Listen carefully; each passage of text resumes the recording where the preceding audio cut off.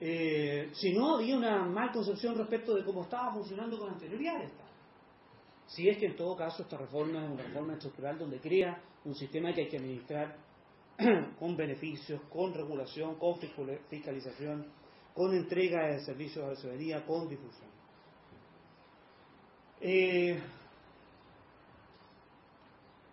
La protección social y el mito del Estado. Yo diría lo siguiente acá.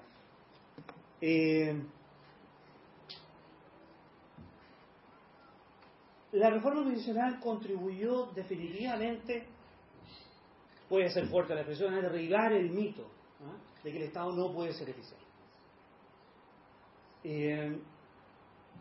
Y en ese contexto edificó y consolidó un sistema de protección social que está en Chile para quedarse. Déjeme decirle que el actual gobierno en Chile, de centro derecha, no de la Concertación, ha presentado un proyecto de ley de presupuesto 2011, donde lo principal del presupuesto es el gasto social. El gasto social que es cerca de 15% en términos reales. Y cuando uno analiza lo que es ese gasto social, básicamente ve que la protección social en Chile llegó para quedarse. Hay una continuidad más allá de las diferencias políticas y respecto, digamos, de la asignación de recursos. Yo terminaría con la formación de equipos profesionales. Se requiere un grupo directivo de profesionales técnicamente bien preparados que cuenten con experiencia en el diseño de políticas públicas, pero también en la negociación de esa política. No solamente se necesita un equipo directivo de profesionales que sea capaz de diseñar, de entender las tecnologías de la información en el Estado para entregar los beneficios, pero también se necesita en el Estado un equipo de directivos, de profesionales que entienda esta guía, que entienda la clave de los acuerdos, que entienda la clave de la negociación, y eso no es de la noche a la mañana. Hay un proceso y hay una formación. Hay un gran desafío en formar estos equipos multidisciplinarios. Para implementar reformas del Estado se requiere un buen diseño de políticas públicas, sin embargo esto no es suficiente. Además es necesario contar con un equipo de profesionales que negocie, que consolide los acuerdos para hacer viable la implementación y el diseño de las políticas.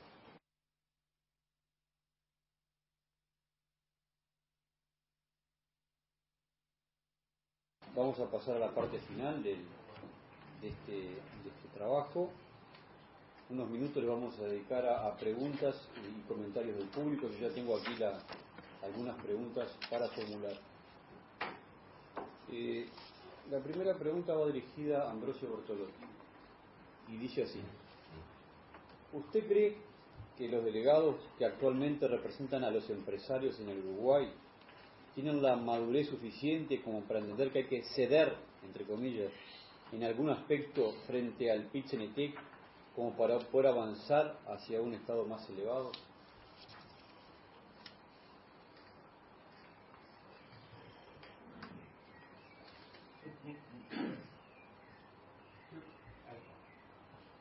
Yo creo que la pregunta debe ser más amplia. No solo si los nuestros, si todos están dispuestos a ceder cuando hay intereses superiores. Yo creo que cuando los planteos sean de ese tipo, los empresarios también, cuando veamos que el objetivo final que se persiga, si un objetivo que constituye en última instancia un bien común, no tengan duda que se pueden acceder. Si se plantea un tema, como hemos hablado acá, que es un tema común, que es la reforma del Estado, seguramente dejemos y tengamos flexibilidad en muchos de los temas, porque estamos de acuerdo que esa reforma va a traer beneficios a todos.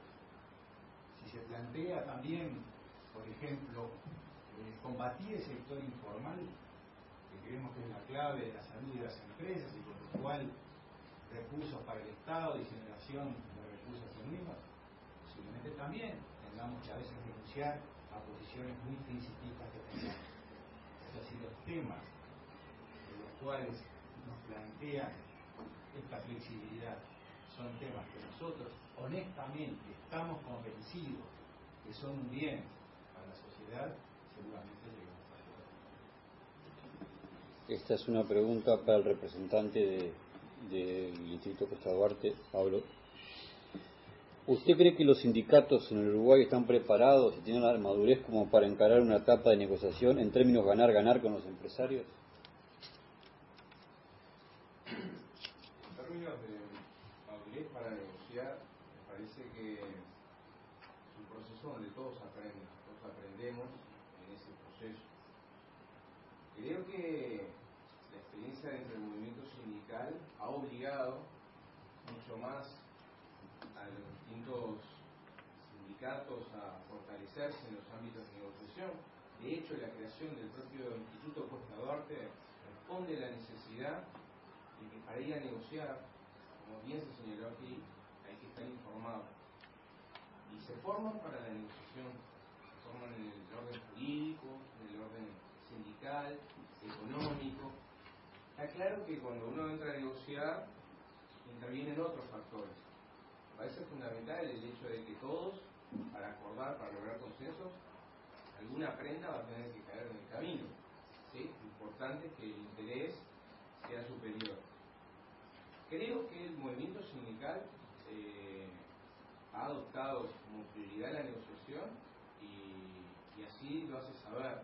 También hay que entender que fruto de un desgaste y un agotamiento del propio sindicato, que a razón de los nuevos gobiernos de izquierda han favorecido el relacionamiento y las relaciones laborales y ha permitido, entre otras cosas, un crecimiento casi exponencial del movimiento sindical y, por supuesto, este gran crecimiento, entre otras cosas, lleva a que no todos estén a un nivel de preparación.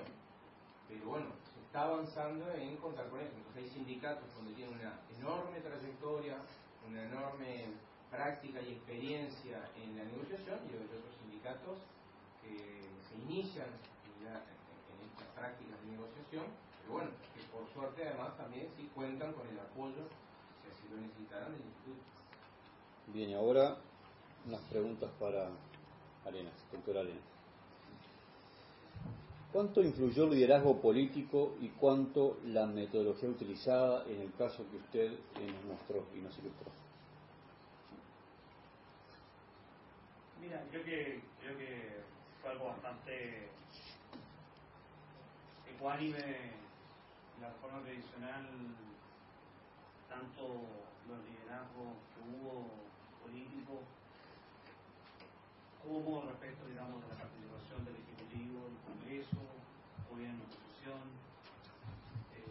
Y lo que yo podría decir, digamos, de haber, digamos, armado una estrategia que partiera, digamos, con consensos técnicos, armando consensos amplios, consensos técnicos que eran compartidos también políticamente por distintos sectores.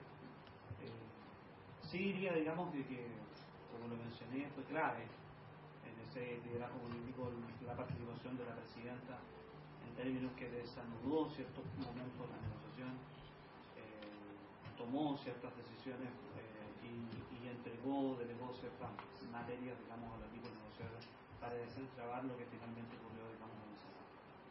Y dos preguntas y finalizamos. También al doctor Arenas. ¿Dónde cree usted que estuvieron las principales dificultades, si hace una evaluación general de esta experiencia chilena en reforma de la seguridad social? Yo creo que la principal dificultad que tuvimos fue cuando nos dijeron que en el Senado éramos minoría. Para serte bien franco, es decir, es algo que no estaba programado, ¿no? En general, ese tipo, digamos, puede haber sido un mini terremoto, porque nosotros los terremotos, bueno, estamos acostumbrados. Pero ese fue un mini terremoto, digamos, del 2007, un terremoto político que nos dejó, donde rápidamente tuvimos que recomponer fuerzas y buscar una estrategia que era distinta. Y yo diría que la segunda fue cómo colocar al Estado, cómo diseñar tecnologías de la información en el Estado para hacer posible que lo que ya se debía legislar y aprobar por parte del Congreso fuera una realidad. Y déjame decirte que esto no es nada menor. De hecho, creo que en nuestros procesos de reforma de modernización del Estado en Chile, clave va a ser el proceso de tecnologías de la información y cómo le entrega beneficios a la ciudadanía. Porque en general, digamos, en Chile estábamos acostumbrados a que alguien tocara la ventanilla del Instituto de Previsión Social, y había que esperar 6, 8 meses, un año para tener los beneficios. Y básicamente la reforma lo que traía también era no solamente una implementación en muy corto tiempo, sino que uno entregando su tarjeta de identificación, en menos de 3 semanas uno iba a estar, digamos, con los beneficios, digamos, en línea. Esa promesa yo creo que fue una de las cosas, una dificultad, o colocó un riesgo muy importante de delivery, digamos, al gobierno, que bueno, felizmente fue bien desarrollado y bien logrado. Una última pregunta para Alberto, la última, y con esto no sé. ¿Sí? Sí, sí. Con el diario del lunes, ¿Disculpa? Con el diario del lunes, ¿no?